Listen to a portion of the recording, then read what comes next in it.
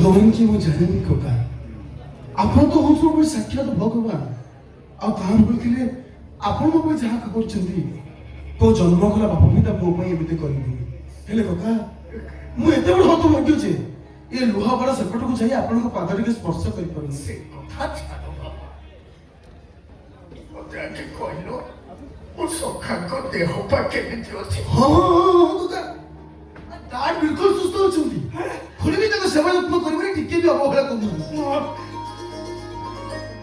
पतो मोर ए कथा सुनी मो मनटा टिके हल्का लागिला कका आउ गोटे कथा सुनले आपन मन पूरा हल्का हो जीवो ओ कथा बाबा आपण को जे सुनानी एबे पिलार मां हवा को जाउची जगन्नाथ ओ झियो पर सबले शुभ दृष्टि रखि जाओ प्रभु तार तमे मंगल करो कका सुनले जे आपको एते भल पाए से कदम स्वप्न से चिंता करे हां सदन से डार को मुंह पे कोई देला आपण मो बापा नुहती मो बापा को मिछा कैसे जेल होई छी अब आपण बापा में किसी न कले भी मु निजे कोर्ट वकील छिड़ा करी मो बापा को निर्दोष प्रमाणित करि देबी कका सुनने मुंह से कथा सुनि सारा पे मु छात्र स्पंदन अटकी गला मु भाबिली सत जदि आपण निर्दोष प्रमाणित होई जाते और असल अपराध की खोज जाए नहीं मो परिपा पर्यंत आउ काहारी की खोजना किछि दरकार नहीं हाथी मत वकील जाए मते जिए जहां पचाले भी मो से गोटिया कथा कहबी मो ही भाउजंकर हत्या करी मो भाउजं को मारि देछि ले बाबा तमो देहरे कलंकर दाग टिके भी मु लागिबा को देबी आपण को कोटि कोटि प्रणाम कका मु भगवान को डाकुची सब जो बोले आपण मो बापा ही मो बापा को आसो मु एथर आसुची बापा आसो भगवान शुभम तू एठी बाबा बाबा सुजो भाई कोन कहतले नहीं तो मते किछि कोइ नाती ताहले से एठी के आसीतले काहे की एते मते के देखा करबा को आसी ठीक अछि बाबा ठीक अछि बड़ा गुरुत्वपूर्ण कथा सुनो ओ कथा ओसा जोगाजोग करथिबा 5-6 जण वकीलଙ୍କ सहित परामर्श करी मु एबे फेरुची पुलिस अफिसर मध्ये हम सपक्षरे चार्ज शीट देबे बोले सेमाने मो संग कथा देछु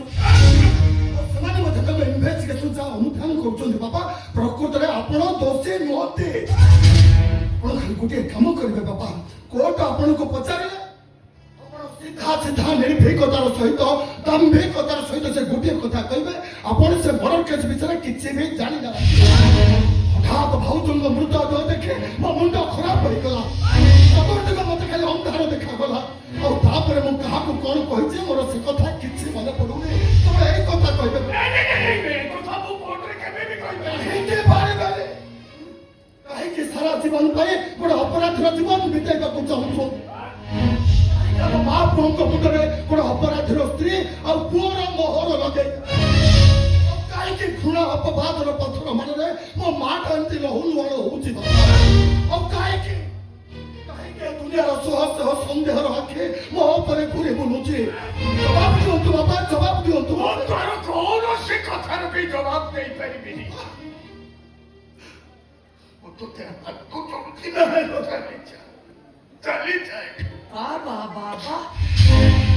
भल अभिनय करुछ त पुअटाको हात जोडुछ ना अभिशाप दउछ अभी तू बैठी काहेकि तमे भी जाउछ तमे तो पागल ହେଇଗଲଣି चलती से कथा छाड़ो मते आके कहलो मो सखा केमिति अछंती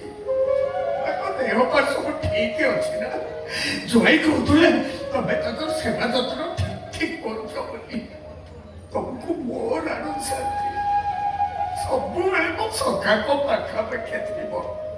ତାଙ୍କର ଯେମିତି କିଛି ଅସୁବିଧା ନ ଯଦି ତମେ ମୋ ସାଙ୍ଗ କଥା ଏତେ ଚିନ୍ତା କରୁଛ ତାହେଲେ ଅନ୍ୟ କାହା କଥା ନହେଲା ନାହିଁ ବାବା ଥରୁଟିଏ ସେଇ ମୋ ସାଙ୍ଗ କଥା ଚିନ୍ତା କର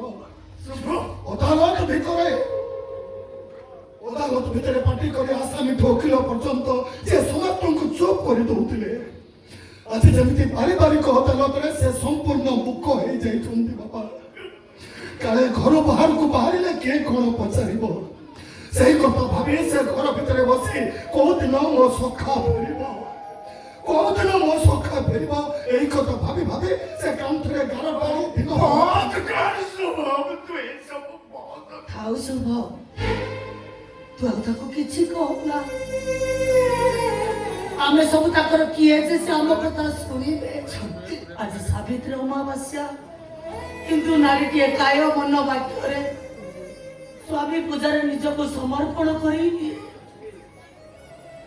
ତମେ ମତେ ଆଶୀର୍ବାଦ କର କି ନ କର, ଖାଲି ମା ଆଗରେ ଟିକେ ଛିଡା ହୁଅ। ମୁଁ ମୋ ପୂଜା ସାରି ଦେଇ ପଳେଇ ଯିବି, ମୁଁ କିଛି ପଚାରିବିନି, ଜମା ବିରକ୍ତି କରିବିନି। ଖାଲି ମୋ ଆଗରେ ଟିକେ ଛିଡା ହୁଅ, ଆସ।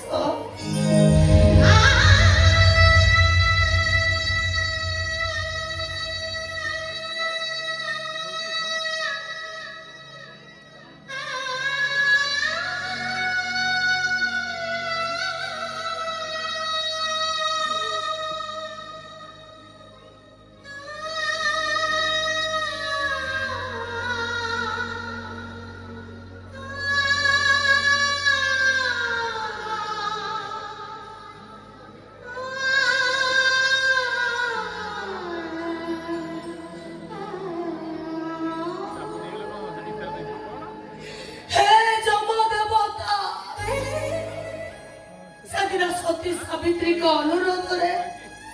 ଆପଣ ତାଙ୍କ ସ୍ୱାମୀକୁ ପୁନର୍ଜନ୍ମ ଦେଇଥିଲେ। ମୁଁ ଯଦି ସାବିତ୍ରୀଙ୍କ ଭଳି ସତୀ ହେଇଥାଏ,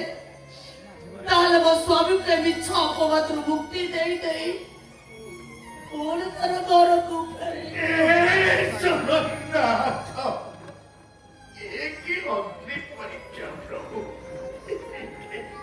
ଆସୁବ ଯିବା। ସଲମା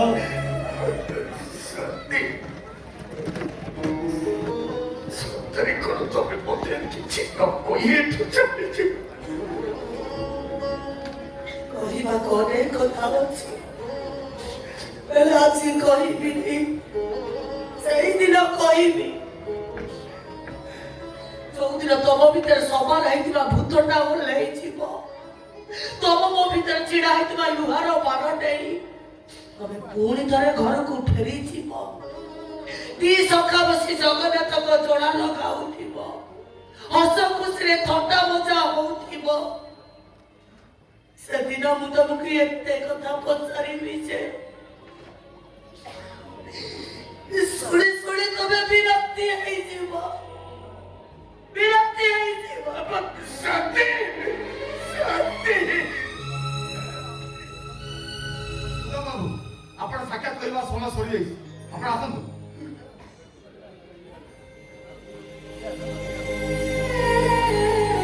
ବାପା